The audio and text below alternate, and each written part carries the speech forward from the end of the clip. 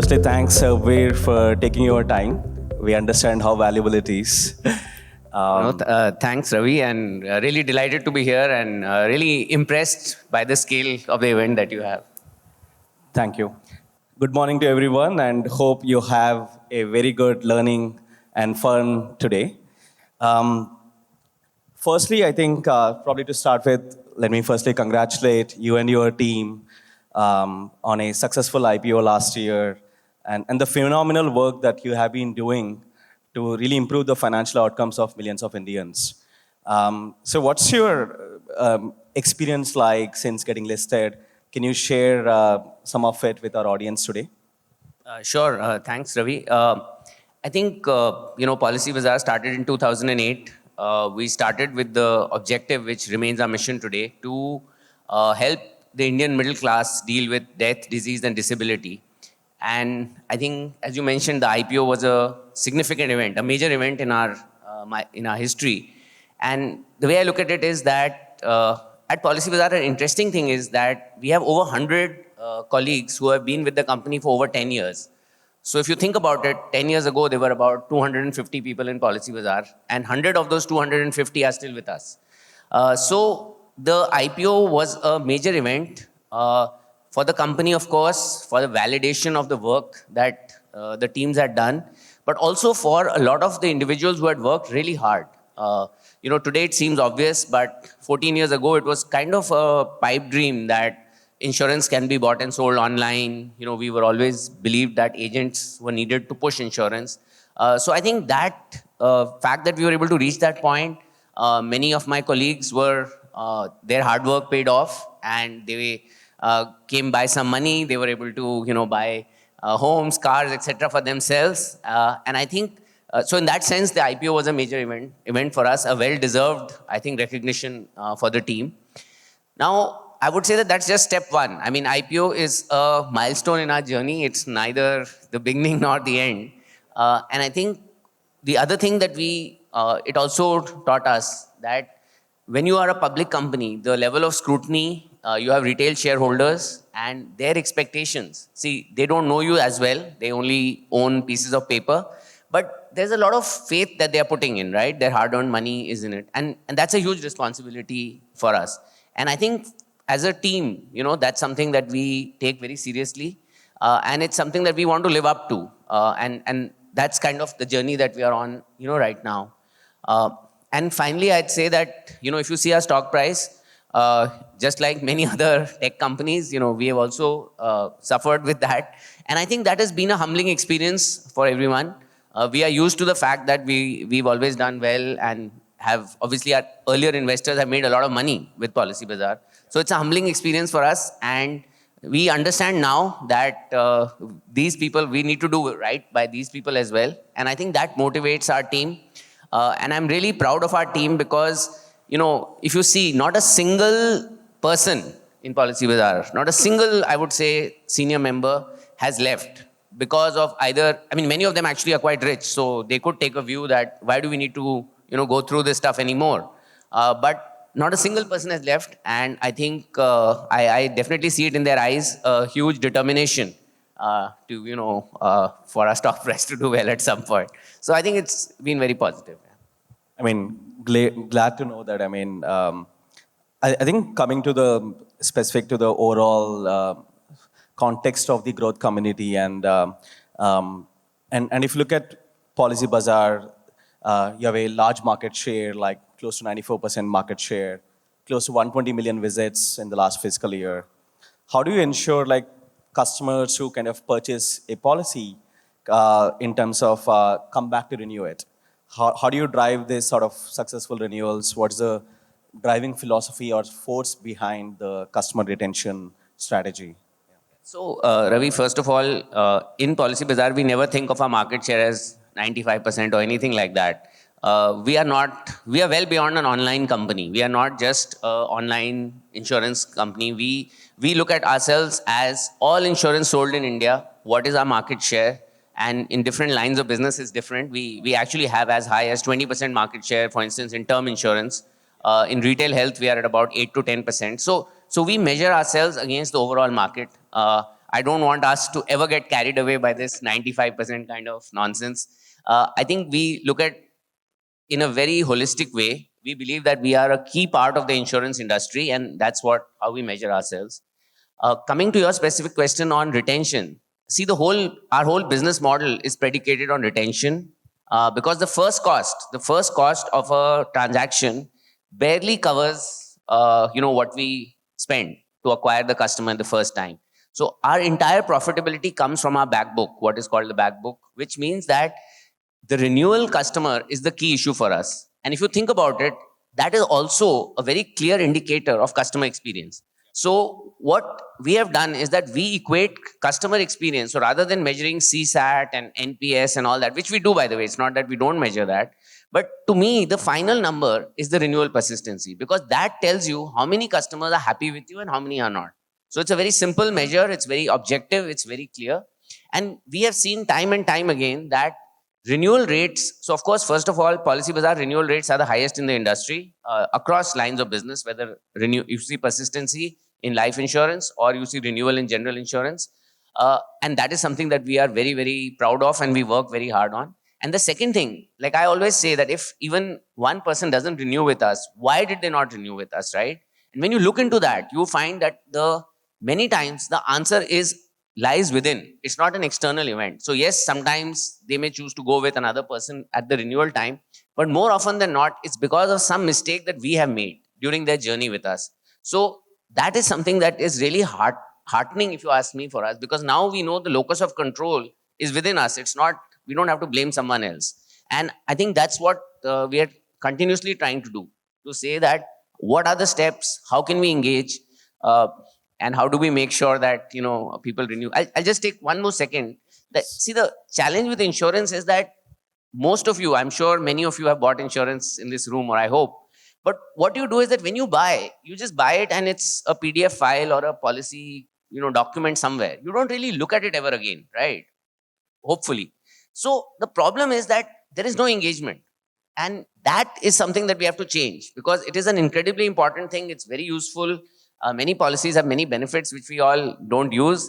So I think that is the journey that we are on, to make this a lot more mainstream rather than just an event which you have to hold your nose and do once a year. Right? Yeah, I think, before the start of the session, we were talking about the communication strategy. And so can you throw some light on, as you guide your team, the marketing CRM team? So what role does sort of the CRM in terms of the communications play in the role of in the aspect of customer retention for you guys? Yeah. So as we were discussing, for us, we're at an interesting juncture in our history that we spent 14 years building our brand. So our most important investment is in building our brand.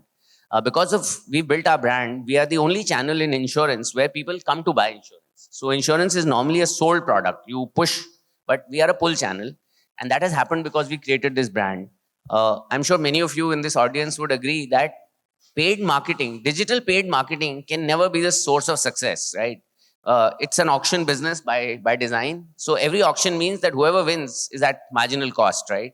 So the only way you can make money in a digital strategy is that you must have direct traffic, people who come to you without you having to spend money on it. So that is the cornerstone of Policybazaar. Now, what has happened over the years is that roughly 6-7 crore Indians have come to us already. They have done something with us, maybe bought a policy, maybe made a lead, done something.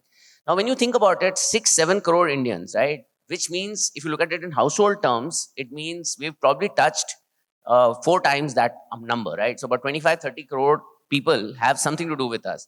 Now, there aren't that many more Indians, actually. If you think about it from a relevant middle class perspective, there aren't that many more Indians. So, yes, we have to remind them of Policybazaar, but the bigger task for us is to use this 6-7 crore base and get them to buy more products from us.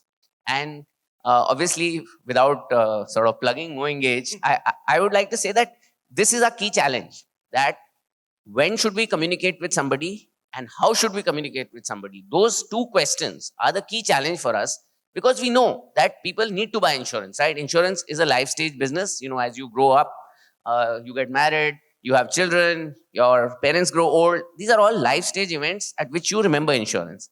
And we need to be there when you remember us. Because see, very few people wake up in the morning and say, I'm going to buy insurance today.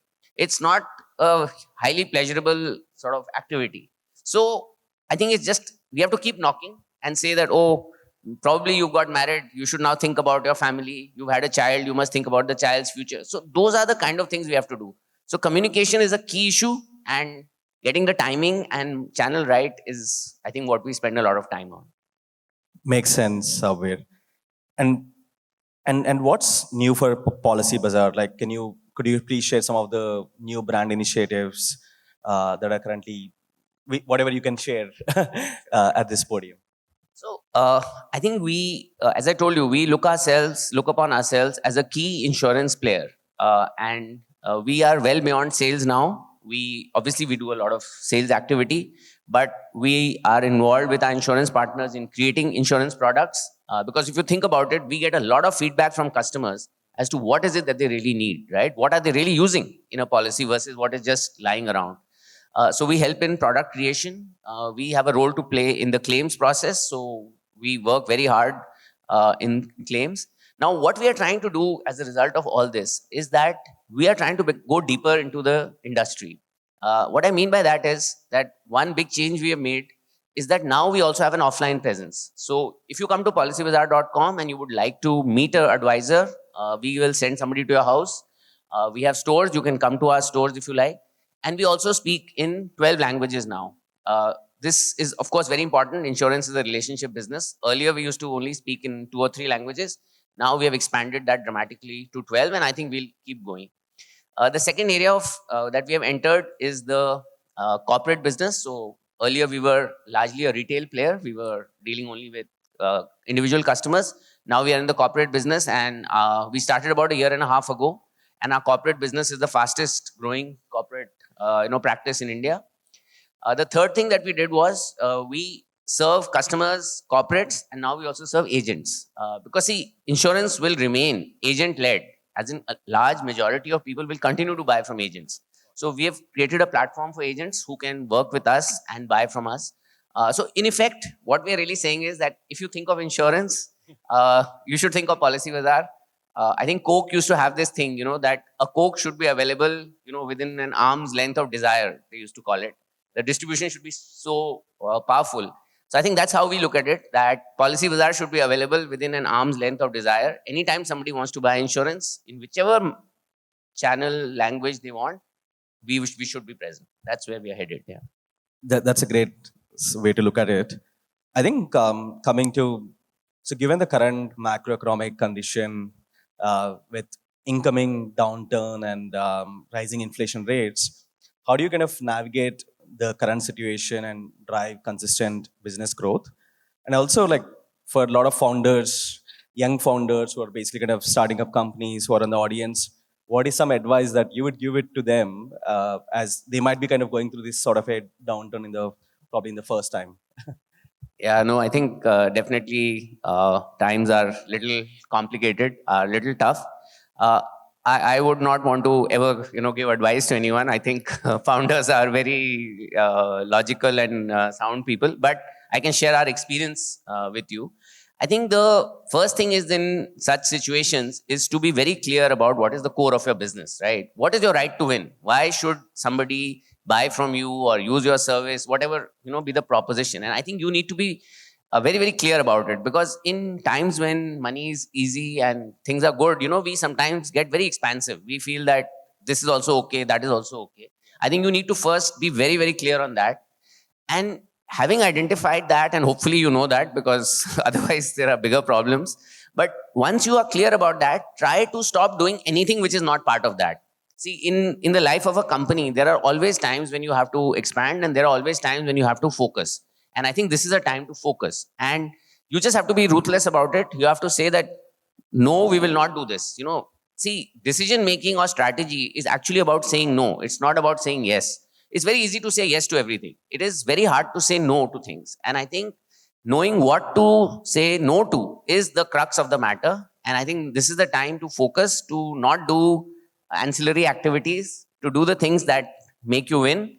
And what you'll find is that for the strong companies, these are the times when you differentiate yourself. That if you are really good company, then over time you will be the one who will be the survivor. And unfortunately, if you're not, then you're going to have a problem. So my 2 cents would be always know what is your right to win, and number two, focus on that, and just ruthlessly cut everything else. And I think that is the, I always say that sometimes being kind is being cruel, right? If you keep doing things which are not logical and which are not sustainable, eventually you will end up being cruel to a lot of people. So it's better to be, clear right up front. Of course, it's best to never hire too many people. I think I always say that anytime there is a layoff in any company, it is a failure of senior management. I think that we have to accept always. And hence, it is best to be prudent in all times. Of course, that's not always possible. But if you have to do something, do it quickly and be as precise as you can. Yeah. And anything you want to share on how you are navigating through this landscape, and especially being a public company? Yeah. So for us, I think it's very clear we are definitely following our own advice. And I think I think we've never really, if you see Policybazaar, the reason we entered these two new businesses, it would seem as if we did it right around the time of our IPO, but actually it has nothing to do with our IPO. There was a regulatory issue for us. We were not allowed to be in these two businesses earlier, and our regulatory license changed in the summer of 21. So it so happened that the license allowed us to enter these businesses, and then our IPO happened in November of 21. So it looks as if they are related, but we had to enter these businesses. It was important for us to do that. And I believe we made the right decision, IPO or no IPO. And hence, we are very, very clear. Our focus is on our core insurance business. If you notice, we don't buy companies, we don't sell companies, we don't enter, new businesses. We do nothing like that. And I think that's what we are trying to do. And I feel that sometimes, you can feel the pulse of the company. I think the pulse of the company is very strong, and we feel very confident that things will continue the right way. Yeah, I think that's very helpful. And one question I think we were discussing in just pre-session as well. I think one of the things that you were talking about is important is how do you drive more revenue from your existing customers, increase revenue per new customer onboarded. So what are some thoughts about how you are planning to kind of do that? Yeah, absolutely. As I spoke about earlier, that's the key thing for us to go forward. And I think what we are really trying to do is, in insurance, the key thing is life stage events. I think it's very, very important to capture the life stage events. And I think the technology exists now that you can make some good guesstimates as to life stage, even if you don't have the exact data at any time. And I think what we are really trying to do is to say that there are two things. One is, if a customer has bought from us, we want to give them the best experience possible so that they feel that their money was well spent and they trust Policybazaar even more. And the second thing which we are doing is that for someone who's looking to buy insurance, how can we be present in those moments? So just to give you a sense, we are present in 65 cities now in India. We are present, we have service capability in 114 cities in India, which we built like literally over the last 18 months. So one of the things that I think Indian founders, if I could just digress for a second, should be comfortable with is embracing operations. See, many times we all have a temptation to sit and, email people or WhatsApp people and, make strategy and all that. But honestly, in India, which is a very complex country made up of different countries, actually, when you think about it, you have to embrace operations. You have to not be scared of physical work. You should not be scared of dealing with people. And I think that is a differentiator. And that's something that I feel we do a good job of. Our team is very, very solid. And I think that's something that we are doing. And to drive that number of products per customer, see, in Excel, it's not very hard to drive products per customer. But in real life, you have to go down to the person. And like I said, it's marketing, it's experience. And in today's world, I think there's no getting away from it. Customer experience is the supreme issue, right? If you are able to give a good customer experience, I have seen people will pay more, they will come back to you, they will tell other people, and I think that's the key thing. I think thanks, Sarbvir, for patiently asking, answering my questions. I would like to open it up, depending upon the available time, open it up for one or two questions from the audience. My name is Manoj Motwani, and I have a very small, as a layman, very small question from Mr. Singh. What is the differentiate when we buy from the insurance company and from the Policybazaar? So the key difference when you buy from an insurance company or you buy from us is the level of service that you will get. It's an open secret. The insurance industry does not cover itself in glory in terms of the service that it provides. The contracts are very difficult, if not impossible to understand.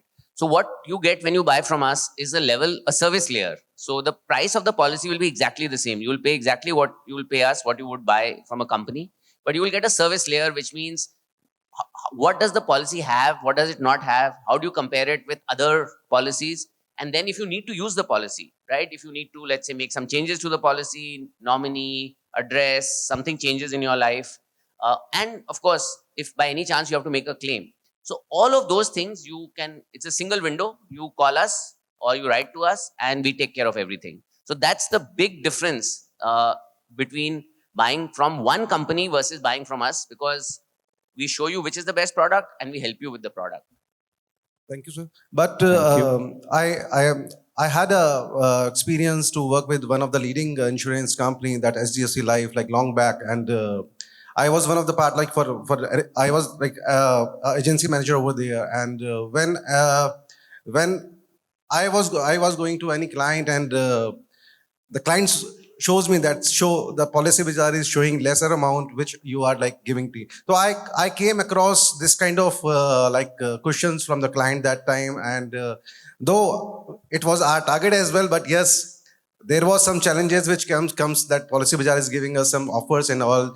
Though then we need to tell them that why you should go directly to the company, why should not. So what we were saying, like, from company you'll get the direct relationship manager, whereas the claim process is lengthier in this Policybazaar. This is my a small dilemma of the, like, as a layman, all are having the same. So let me explain to you very simply. There is, in insurance, discounting is not allowed by the regulator. So if you've been in the industry, you know that. So there's no question of us giving a discount. Now I'll tell you why the discount may optically appear to be there. It is because the customers who buy through us, they tend to have a better profile, right? They are digitally savvy. They tend to be slightly better in terms of disclosures and everything. So the companies may offer a different product on our website, which may or may not be available in the agency channel. So that is the difference. It's never a discount from our side. In insurance, discounts are not allowed. It is always, it could be a different product, which may not be available in agency, but be available on Policybazaar because of the profile of the customer. And the rest, I would just say that it's a free world. Some people will choose to buy from the company. Some people will choose to buy from us. Both sides are working hard. As you know, HDFC Life is a very large partner for Policybazaar. And, we respect them very much. And I don't think beyond a point, we don't care, right? As I told you, we want people to have insurance. Let them buy from you or from us, makes no difference in the long run. Yeah. Thanks. Thank you. Thanks a lot. We'll take one last question. And Hi, I'm Atul Nath. You've been doing this for many, many years. This is not about retention, it's more about acquisition. How do you compare the way the acquisition world is today for B2C versus 10, 15 years ago when you were doing it? The world is very different. So how do you compare the two challenges in acquisition from then and now? So I think if you think about it, let's just take arbitrary 10-year period.